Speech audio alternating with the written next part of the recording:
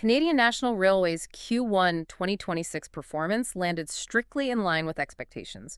Revenue came in at $4.379 billion, which is a 1% year-over-year decrease. Right, but on the bottom line, diluted EPS hit $C1.80, so that's up 1%. Yeah, and adjusted EPS was C$1.80, which is down 3%. Exactly. And as for guidance, they reaffirmed their full year 2026 outlook. They are expecting adjusted EPS growth to slightly outpace flattish volume growth, all backed by a $2.8 billion capital expenditure plan. Which is massive. It is. And look, we don't track real-time post-market ticker movement here, but management sent a huge signal to the market. They repurchased the $869 million in shares this quarter, and they bumped the dividend to 0.915 cents per share. Yeah, they're definitely making a statement with that capital return. For sure. But here's the catch, and really the mission of this deep dive today. Canadian National just hauled more physical freight than they ever have in a first quarter, like a record amount. So today, we're going to explain to you how a railroad manages to haul a record amount of freight, but actually post a slight dip in revenue.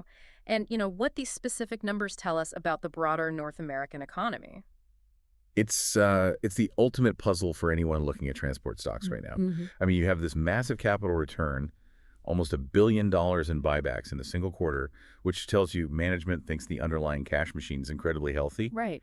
But then you look at the top line shrinking, and it feels completely disconnected from the physical reality of their network. So let's pull on that thread immediately, because the volume versus revenue disconnect is just the glaring anomaly here. CN posted a record Q1 for revenue ton miles, or RTMs, up 3% to 61.8 billion. That is a staggering amount of weight. Right. So how does a company haul 3% more freight, literally a first quarter record, but make 1% less money doing it? Well, you basically have three variables acting as a drag on the top line here. Right. And the first one is just purely an accounting illusion, which is foreign exchange headwinds. Okay, break that down for us. So CN operates a massive portion of its network in the U.S., spanning all the way down to the Gulf Coast, right? But they report their earnings in Canadian dollars. And we saw a notably stronger Canadian dollar this quarter compared to Q1 of 2025. Oh, I see. So every U.S. dollar they collect in freight rates down in, like, Illinois or Louisiana, it translates into fewer Canadian dollars back at headquarters. Exactly. The physical work happened. The U.S. customer paid the exact same rate. But the currency translation shrinks the reported revenue. It drags down the top line, but it has very little to do with the actual operational demand. Got it. Okay, so what's the second variable? The second variable is a structural change. And this gets into the mechanics of how railroads price things. It's the April 2025 elimination of the Canadian federal carbon tax program. Ah, right. Yeah, so for anyone who doesn't spend their days modeling logistics networks, this mechanism works a lot like a highway toll. Last year, CN was legally required to pay a carbon tax. So to protect their margins, they charged their customers a fuel and carbon surcharge to cover that exact cost. And on the income statement, those surcharges just get booked as top-line revenue, right? Precisely. But then the tax got repealed. Yeah. So the justification for the surcharge just vanishes. Year over year, you have this multi-million-dollar gap in revenue that just evaporated. Right, but the expense disappeared too. Exactly. The associated tax expense dropped by the exact same amount. The actual profitability of moving that freight doesn't move a single inch. It's an optical illusion. I mean, that probably terrifies algorithms that are just scraping for top-line misses. Oh, absolutely. But fundamentally, it changes nothing. Okay, so what's the third variable suppressing the revenue? The third is a classic increase in the average length of haul for certain commodities. Wait, how does moving things farther hurt revenue? Well, a railroad makes its best margin on a sort of sweet spot of distance. Because if you haul something 500 miles versus 2,000 miles, you still only have to load and unload that hopper car once either way. Oh, okay. So the fixed cost is the same. Right. When the haul gets stretched to 2,000 miles, the revenue yield you get per mile naturally drops because that upfront fixed cost is amortized over a longer trip. And this quarter, the specific things they were hauling heavily just happened to be moving very long distances. Which brings us perfectly to the segment winners and losers, because if we treat CN's flatbeds and hopper cars as a real-time macroeconomic barometer, I want to see what it's saying. Yeah, it's a great gauge. The clear winners this quarter were grain and fertilizers. I mean, they absolutely crushed it. Revenues were up 10% and volumes were up 13%. And that 13% volume spike is the primary driver of that length of haul taper we just talked about. Because it's traveling so far. Yeah, we are seeing a very strong crop yield and heavy potash exports. Those commodities are coming out of the prairies in Western Canada and moving thousands of miles to deepwater ports for global export. The global demand for North American agricultural inputs is just incredibly robust right now. Interesting. And petroleum and chemicals also saw a 7% volume bump, mostly natural gas liquids and refined diesel, but their revenues only ticked up 1%. Which perfectly illustrates that carbon tax surcharge disappearing. Right. Okay, so those are the winners. But I want to pivot to the macro victims on this report, the cyclical drags. Forest products were down 12%, metals and minerals down 11%, and coal down 11%. Yeah, that drop in forest products tells a very specific real-time story about the domestic economy. Management cited flat housing starts, and that was compounded by U.S. tariffs and duties on Canadian lumber. Look, everyone sits around waiting for the monthly federal housing data to tell them if the economy is cooling. Right?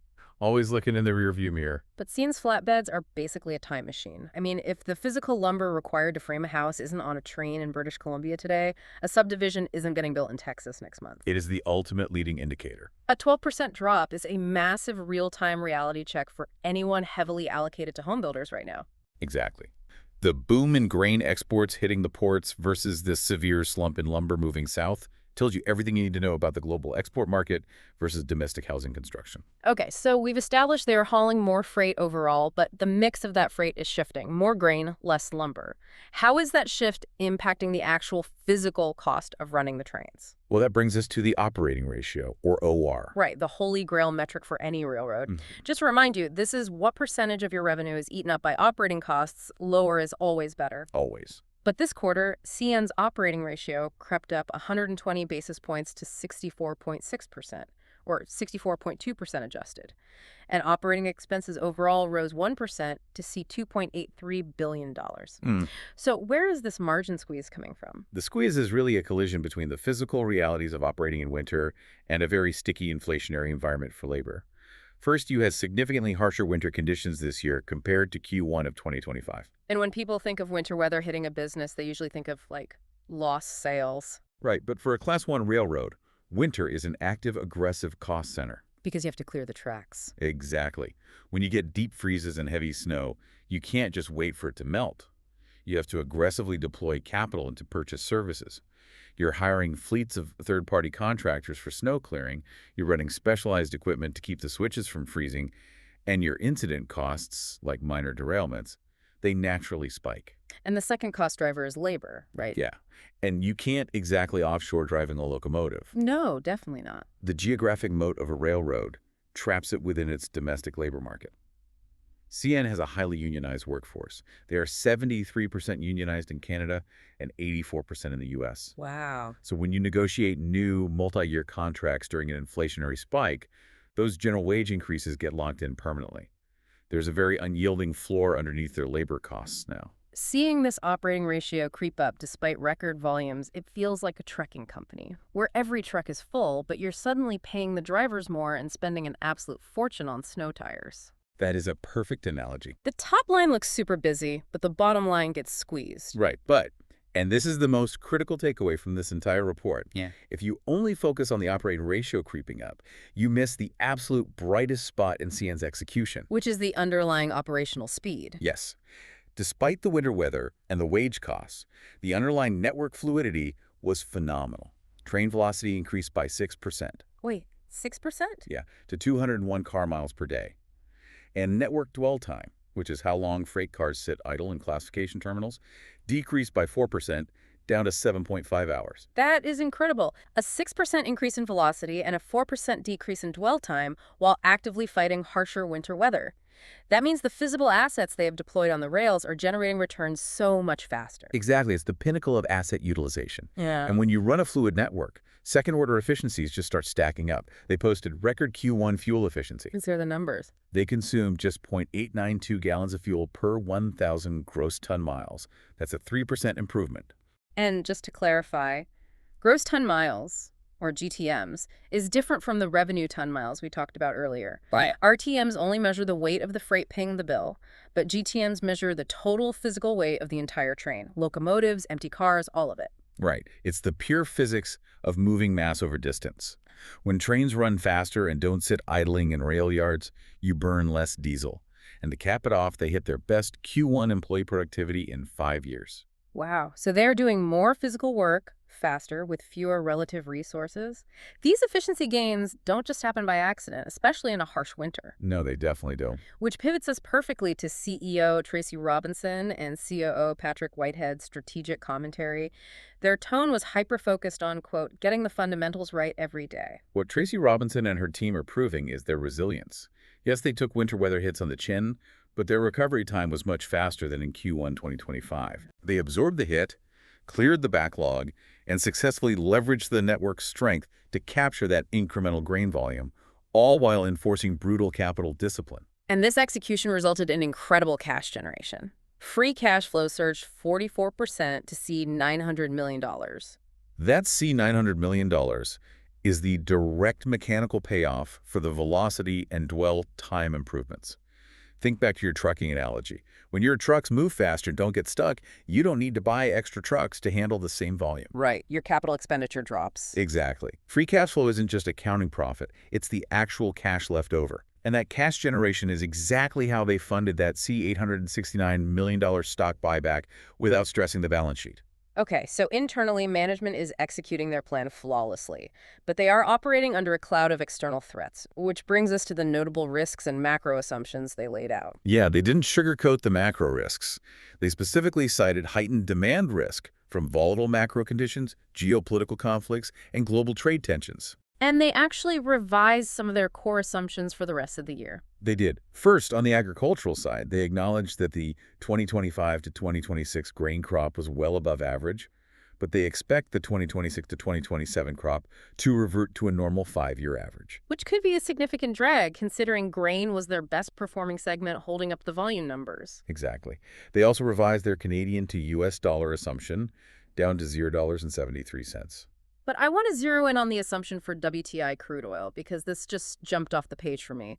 They are now modeling oil in a massive range of US $80 to US $110 per barrel. It is a breathtakingly wide spread. Right, a $30 spread. Does that unusually wide spread betray just how deeply uncertain the energy market is right now? I mean, how does that impact their petroleum segment and their fuel costs? It absolutely betrays that uncertainty. A $30 range is management telling investors they are bracing for anything. But for CN, that wide spread cuts both ways mechanically. How? Well, on one hand, higher oil prices immediately drive up their own diesel fuel costs, which takes a temporary bite out of margins before surcharges kick in. Sure.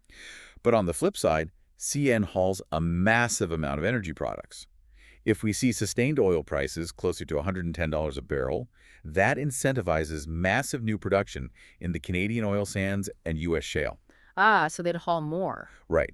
CN would see significant volume growth in their petroleum and chemicals, segment moving crude, frac sand, pipe, machinery. So they are financially stress testing the railroad's capacity for intense macro volatility in either direction, which sets up the final thought I think we want to leave the listener with today. So if you are looking at Canadian National right now, here's the forward-looking puzzle to mull over. CN is currently posting record freight volumes and incredible network velocity in a flattish economy. Right. And they are successfully offsetting heavy wage inflation with raw operational speed. So what happens to their cash flow and margins if the macroeconomic environment actually accelerates? If things actually pick up. Exactly. It is a coiled spring scenario for you to keep an eye on. If they are this efficient when the macro is flat, a rebounding economy could lead to massive margin expansion. If you want to stay ahead of the curve this earnings season, make sure you follow the show for daily earnings coverage.